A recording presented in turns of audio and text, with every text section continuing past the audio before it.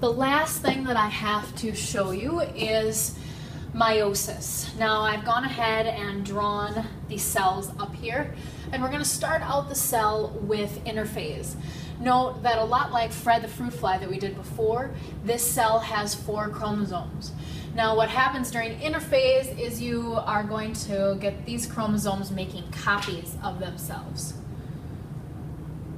So you will have them in the homologous chromosome pairs. In prophase 1, the nuclear envelope begins to break down, the spindle fibers are starting to form, and inside the nucleus you are going to have the chromosomes line up in what's called a tetrad. Now, if you don't know what that is, remember the prefix tetra means 4. So when you have homologous chromosome pairs, they will line up like this. This is a tetrad because you have 1, 2, 3, 4 sister chromatids inside that tetrad. So they will line up there. Now here's the thing that's different and gets a lot of people confused about meiosis. In metaphase 1, the chromosomes are going to line up like this.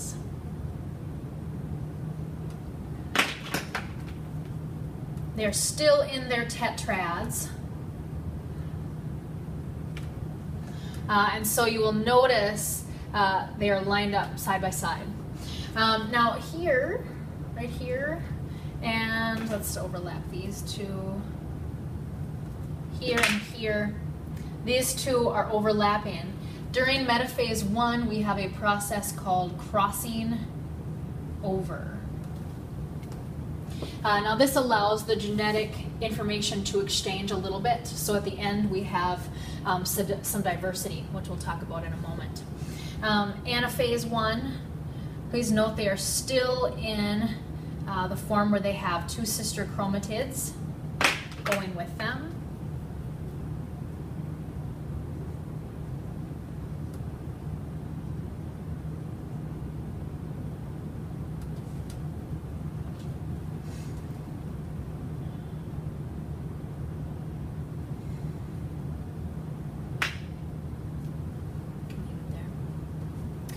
Then at the end of telophase 1, we have a red chromosome here and a red chromosome here, and a blue chromosome here and a blue chromosome, each with 2 sister chromatids.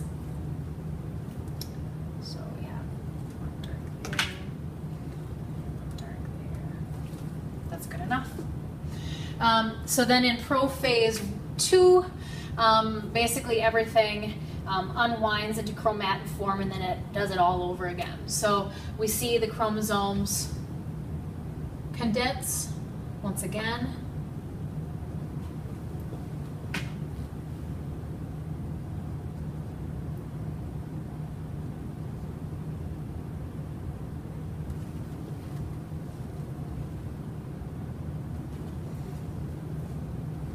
Then this is going to look a lot more like mitosis. Now, these two are doing the same thing. I'm just going to go down and do one to save time and energy.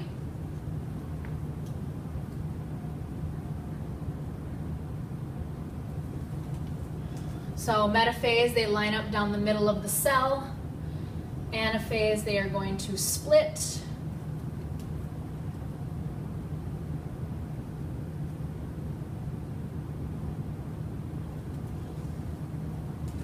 Then they're going to go off and do their own thing.